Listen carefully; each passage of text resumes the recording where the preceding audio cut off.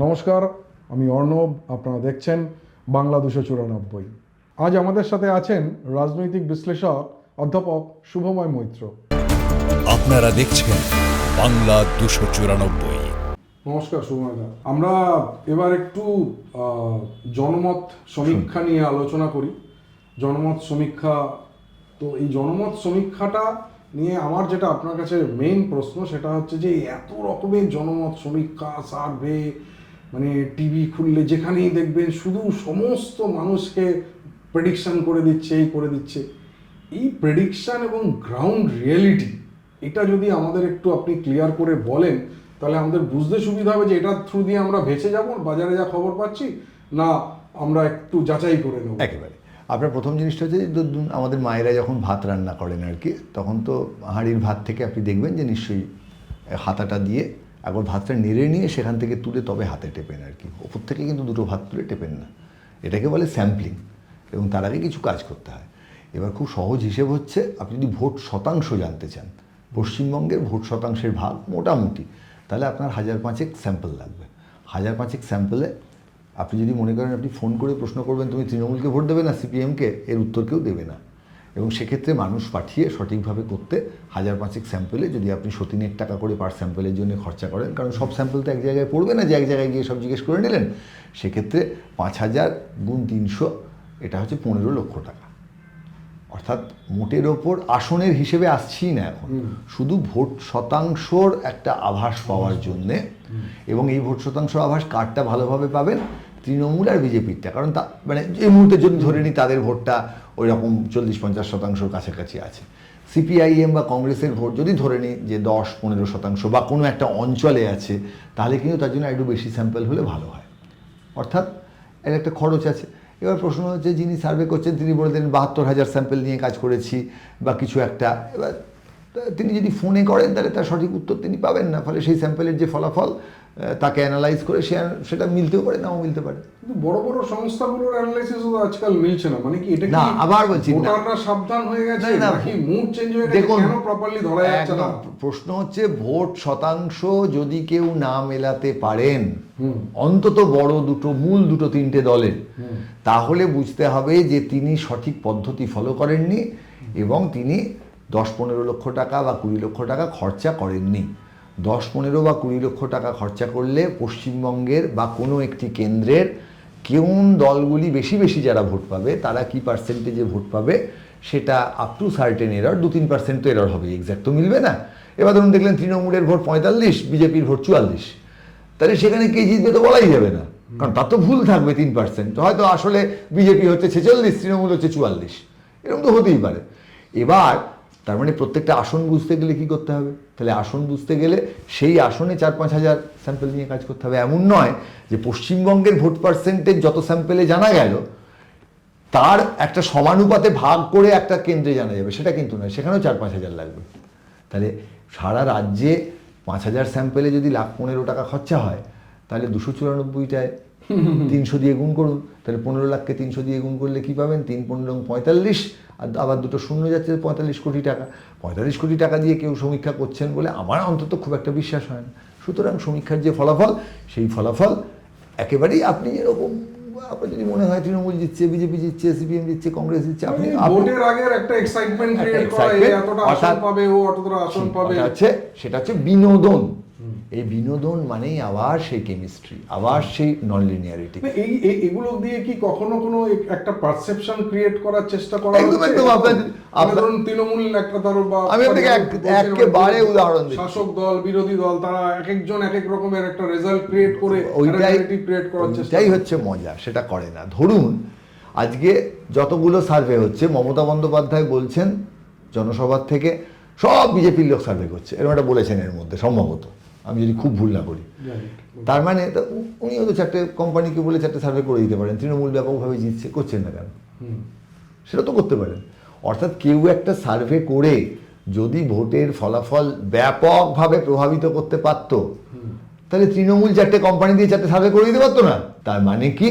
এটার মানে হচ্ছে যে সমীক্ষা দ্বারা নিশ্চয়ই মানুষ সেভাবে প্রভাবিত হচ্ছেন না। আপনি বলতে চাইছেন যে এই যে সমস্ত জায়গাতে, বা আমি বলবো সমাজ মাধ্যম, মানে সমাজ মাধ্যম বলবো না, সমস্ত নিউজ চ্যানেল সবাই একটা করে সার্ভের একটা এক্সাইটমেন্ট ক্রিয়েট করে, সেগুলো দিয়ে প্রভাবিত হওয়ার, আলাদা করে প্রভাবিত হওয়ার কিছু নেই। যদি কেউ বিশ্বাস করেন, অসুবিধে কি আছে আপনার? আপনি যদি মনে করেন একটা ক্রিকেট ম্যাচ চলছে 20 ওভারের, এবং সেই ক্রিকেট ম্যাচটা সম্পূর্ণ খুব ভালোভাবে চলছে, তার আগে কোনো চিত্রনাট্য লেখা নেই, আপনি যদি মনে করেন শান্তি, কোনো সিরিয়াসলি নেওয়া দরকার নেই, আপনি একই তো, আপনি যদি মনে করেন তৃণমূল আর বিজেপির মধ্যে কোনো আন্ডারস্ট্যান্ডিং নেই, মনে করতে ক্ষতি কি? প্রচুর সৎ সমর্থক আছেন, তৃণমূলের আছেন, বিজেপির আছেন।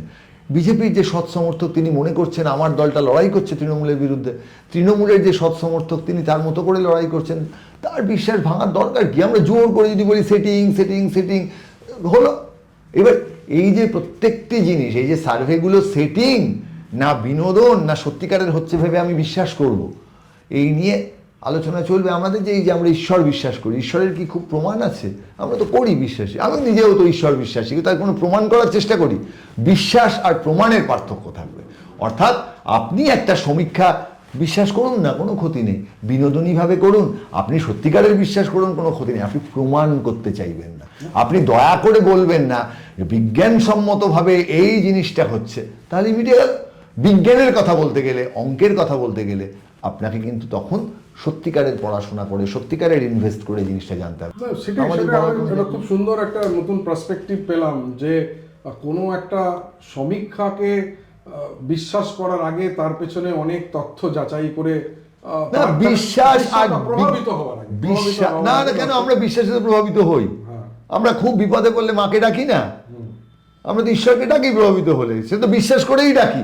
কিন্তু কেউ যদি বলেন যে ঈশ্বর আছেন সেইটা প্রমাণ করার পর তারপর তাকে ডাকি, তখনই মুশকিল। অর্থাৎ সমীক্ষাকে আপনি বিশ্বাস যত খুশি করুন, আপনি তাকে একটা বিজ্ঞানসম্মত কাজ হিসেবে কখনোই বলার চেষ্টা করবেন না। গণেশ ঠাকুর যদি দুধ খেয়ে নেন এবং আপনার মনে যদি ওই বিশ্বাস থাকে, কোনো অসুবিধা নেই। বিজ্ঞানসম্মত মানে আপনি বললেন যদি প্রপার ওয়েতে যদি সমীক্ষাটা না হয়, এবার সে যদি তাকে বলতে হবে তো, সে আবার সাধারণ দর্শকটা সেটা জানবে না। না কেন জানবে না? সাধারণ দর্শক জানবে তো বটেই।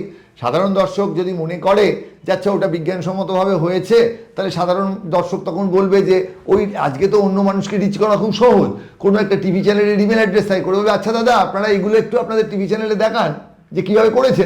যদি টিভি চ্যানেল সেগুলো না দেখায়, তাহলে আপনি বুঝলেন যে এটা বিজ্ঞানসম্মত নয়, বিশ্বাসসম্মত। বিশ্বাসকে বিজ্ঞান বলে গুলিয়ে দেয়া, এই জিনিসটা তো সমস্ত রাজনৈতিক দল করে। আজকে আপনি বলেন মার্কসিজমে, এক সময় সিপিএম এর স্লোগান আপনার মনে আছে?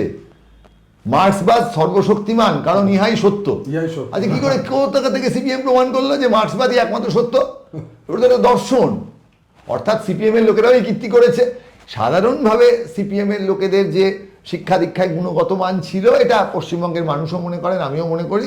যত দিন যাচ্ছে অন্য রাজনৈতিক দলগুলোর ক্ষেত্রে তাদের মধ্যে যাও বা কিছু লোকজন ভেবে চিনতে জিনিসপত্র পড়াশোনা করে কাজ করতেন, আজকের দিনে পড়াশোনা কমে গেছে, ফলে এখন বিশ্বাসের জোর বেশি, বিজ্ঞানের জোর কম। তাহলে ঠিক, মানে এবার আমি যেটা আপনার কাছ থেকে সব এপিসোডে যেটা জানতে চাইছিলাম, যে একটা ওয়ান লাইনার বা একটা হুক এই সার্ভে নিয়ে যদি আপনি বলেন, তাহলে লোকজনের রিকল করতে সুবিধা হয়, সেই ওয়ান লাইনারটা আপনার কাছ থেকে আমরা চাই। সমীক্ষা একটা বিনোদনী জায়গার থেকে আপনার যদি ভাল লাগে আপনি সেটাকে এনজয় করুন, আপনার ইচ্ছা করলে আপনি সেটাকে বিশ্বাস করুন, কিন্তু কখনোই সেটাকে একেবারে সঠিক একটি বিজ্ঞান বলে মনে করার আগে তাদেরকে জিজ্ঞাসা করুন তারা কিভাবে সেই সমীক্ষা করেছেন। Very good, very good. আচ্ছা, আরেকটা জিনিস এই বিষয়ে আমার একটা মাথায়, ভেরি গুড বলে আমি কি ক পেলাম তো? তাহলে হ্যাঁ, ক পেলেন আপনি। আপনার মতো মানুষের এই ওয়ান লাইনারগুলো সাধারণ মানুষের বুঝতে অনেক সুবিধা হবে। আরেকটা জিনিস যেটা আমার মনে হয় যে এই আজকে এআই এর যুগে এই সমীক্ষার একটা সুন্দর, মানে সবাই এআই এ সার্চ করে একটা সুন্দর রেজাল্ট পাচ্ছে। অসুবিধা কি আছে? ওটা তো এআই নয়, ওটা প্রম্পট ইঞ্জিনিয়ারিং বলে। প্রম্পট করুন না, আপত্তি কি আছে? আমি বলছি পাচ্ছে যে আপনি নিজেও করুন। আপনারা যারা দেখছেন, ওই যে একই রকম আপনি যখন আমার একটা ইন্টারভিউ নিচ্ছেন, আমাকে মনে করছেন আমি একজন খুব গুরুত্বপূর্ণ বিদগ্ধ বিশ্লেষক আর কি, আর সাধারণ মানুষ এটা শুনে তাদের জ্ঞানগম্যি অনেক অর্জন হবে। আমি মনে করি যে না, তারা ওই একই জিনিসটি জানেন। বিভিন্ন রকম কারণে যে কোনো মানুষ ChatGPT ব্যবহার করে পশ্চিমবঙ্গের ভোটের রেজাল্ট কী হবে জিজ্ঞেস করে তার উত্তর পেতে পারেন। কিছু মানুষ তার মধ্যে তাদেরকে বেছে নিয়ে, আমি কিছুদিন টেলিভিশনে যাই বলে আপনি আমায় ডেকেছেন, আমার কথাটা লোকে শুনতে পাচ্ছে, আদতে আমার কথা তার কথার মধ্যে কোনো পার্থক্য নেই। কখন পার্থক্য হবে, যখন একটা লোক এসে বলবে যে কয়েক কোটি টাকা দিয়ে আমরা একটা কাজ করব, তখন সত্যিই দাদা আপনি যদি স্ট্যাটিস্টিক্স বা কম্পিউটার সায়েন্স ভালোভাবে না পড়ে থাকেন আপনি কাজটা করতে পারবেন না। আমি টেকনিক্যালি করতে পারবো, আমি টেকনিক্যালি ফিল্ডটা জানি বলে। কিন্তু যখন সেখানে কোনো টাকা নেই, তখন আপনি এবং আমি দুজনেই অত্যন্ত সাধারণ, দুজনেই একটা বিনোদনী জায়গার মধ্যে আছি, কোনো বৈজ্ঞানিক সঠিক জায়গার মধ্যে নেই। অধ্যাপক শুভময় মৈত্রকে অসংখ্য ধন্যবাদ বাংলা 294 স্টুডিওতে আসার জন্য। নমস্কার, ভালো থাকবেন। প্রোগ্রাম ভালো লাগলে লাইক করবেন, শেয়ার করবেন, কমেন্ট করবেন। চোখ রাখুন বাংলা 294 এর পেজে।